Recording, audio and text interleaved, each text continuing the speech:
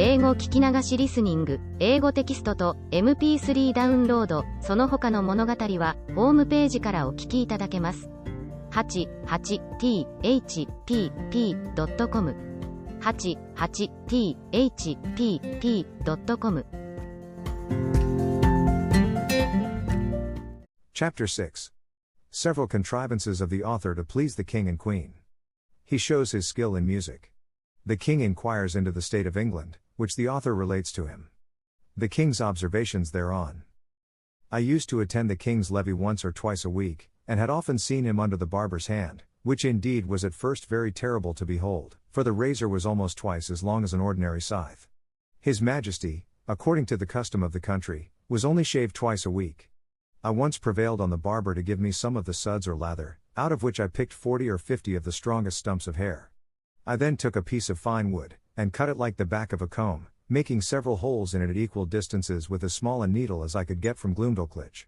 I fixed in the stumps so artificially, scraping and sloping them with my knife toward the points, that I made a very tolerable comb, which was a seasonable supply, my own being so much broken in the teeth, that it was almost useless, neither did I know any artist in that country so nice and exact, as would undertake to make me another.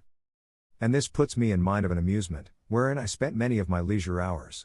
I desired the Queen's woman to save for me the combings of Her Majesty's hair, whereof in time I got a good quantity, and consulting with my friend the cabinetmaker, who had received general orders to do little jobs for me, I directed him to make 2 chair frames, no larger than those I had in my box, and to bore little holes with a fine awl, round those parts where I designed the backs and seats. Through these holes I wove the strongest hairs I could pick out, just after the manner of cane chairs in England. When they were finished, I made a present of them to Her Majesty, who kept them in her cabinet, and used to show them for curiosities, as indeed they were the wonder of every one that beheld them. The Queen would have me sit upon one of these chairs, but I absolutely refused to obey her, protesting I would rather die than place a dishonorable part of my body on those precious hairs, that once adorned Her Majesty's head. Of these hairs, as I had always a mechanical genius, I likewise made a neat little purse, about 5 feet long, with Her Majesty's name deciphered in gold letters, which I gave to Glumdalclitch, by the Queen's consent. To say the truth, it was more for show than use, being not of strength to bear the weight of the larger coins, and therefore she kept nothing in it but some little toys that girls are fond of. The king, who delighted in music, had frequent concerts at court, to which I was sometimes carried, and set in my box on a table to hear them, but the noise was so great that I could hardly distinguish the tunes. I am confident that all the drums and trumpets of a royal army, beating and sounding together just at your ears, could not equal it. My practice was to have my box removed from the place where the performers sat, as far as I could, then to shut the doors and windows of it, and draw the window curtains, after which I found their music not disagreeable. I had learned in my youth to play a little upon the spinet. Glumdalclitch kept one in her chamber, and a master attended twice a week to teach her. I called it a spinet, because it somewhat resembled that instrument, and was played upon in the same manner. A fancy came into my head, that I would entertain the king and queen with an English tune upon this instrument. But this appeared extremely difficult, for the spinet was near 60 feet long, each key being almost a foot wide, so that with my arms extended I could not reach to above 5 keys, and to press them down required a good smart stroke with my fist, which would be too great a labor, and to no purpose. The method I contrived was this: I prepared 2 round sticks, about the bigness of common cudgels, they were thicker at one end than the other, and I covered the thicker ends with pieces of a mouse's skin, that by rapping on them I might neither damage the tops of the keys nor interrupt the sound. Before the spinet a bench was placed, about 4 feet below the keys, and I was put upon the bench. I ran sidling upon it, that way and this, as fast as I could, banging the proper keys with my 2 sticks, and made a shift to play a jig, to the great satisfaction of both their majesties, but it was the most violent exercise I ever underwent, and yet I could not strike above 16 keys, nor consequently play the bass and treble together, as other artists do, which was a great disadvantage to my performance. The king, who, as I before observed, was a prince of excellent understanding, would frequently order that I should be brought in my box, and set upon the table in his closet. He would then command me to bring one of my chairs out of the box, and sit down within 3 yards distance upon the top of the cabinet, which brought me almost to a level with his face. In this manner I had several conversations with him.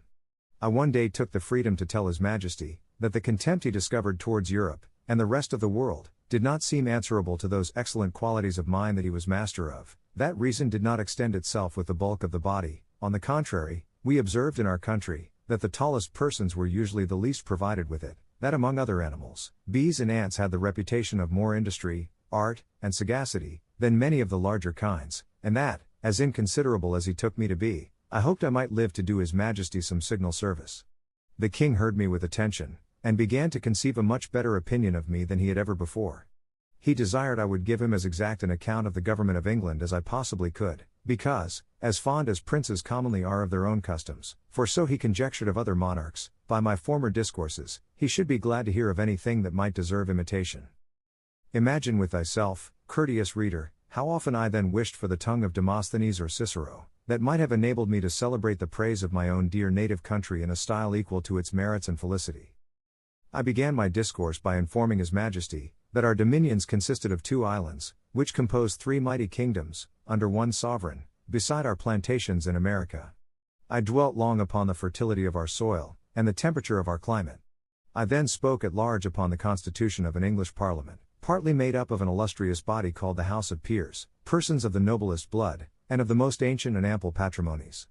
I described that extraordinary care always taken of their education in arts and arms, to qualify them for being counsellors both to the king and kingdom, to have a share in the legislature, to be members of the highest court of judicature, whence there can be no appeal, and to be champions always ready for the defense of their prince and country, by their valor, conduct, and fidelity.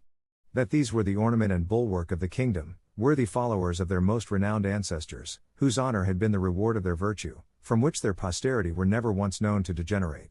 To these were joined several holy persons, as part of that assembly, under the title of bishops, whose peculiar business is to take care of religion, and of those who instruct the people therein.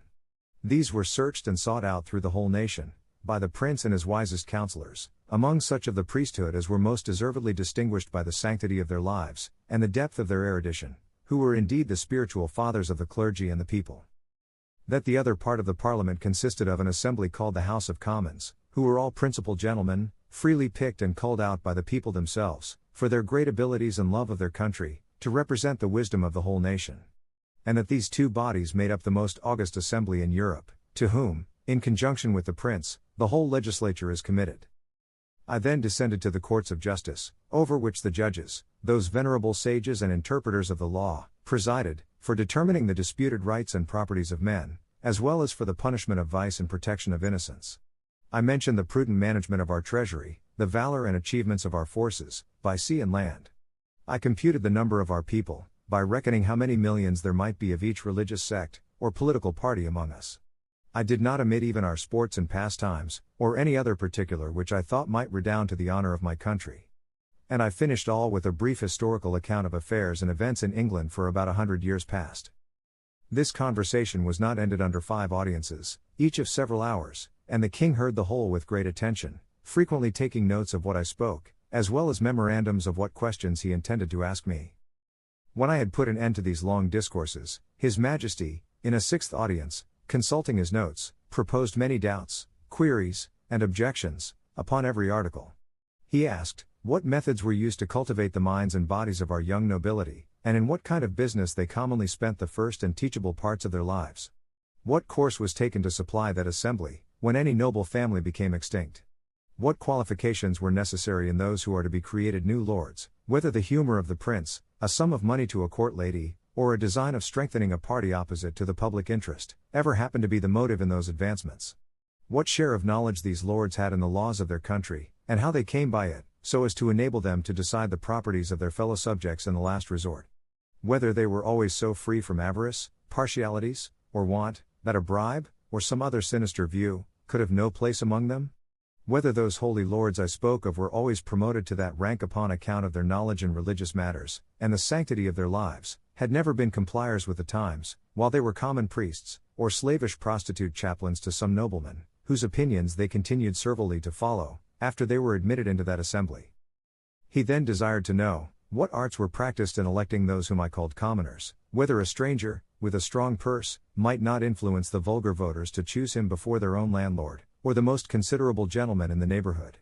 How it came to pass, that people were so violently bent upon getting into this assembly, which I allowed to be a great trouble and expense, often to the ruin of their families, without any salary or pension.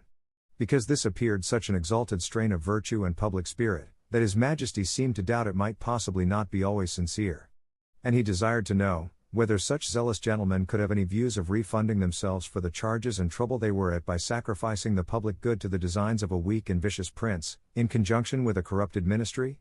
He multiplied his questions, and sifted me thoroughly upon every part of his head, proposing numberless inquiries and objections, which I think it not prudent or convenient to repeat. Upon what I said in relation to our courts of justice, His Majesty desired to be satisfied in several points, and this I was the better able to do, having been formerly almost ruined by a long suit in Chancery, which was decreed for me with costs. He asked, what time was usually spent in determining between right and wrong, and what degree of expense?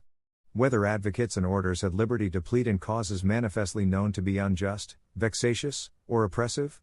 Whether party, in religion or politics, were observed to be of any weight in the scale of justice? Whether those pleading orators were persons educated in the general knowledge of equity, or only in provincial, national, and other local customs?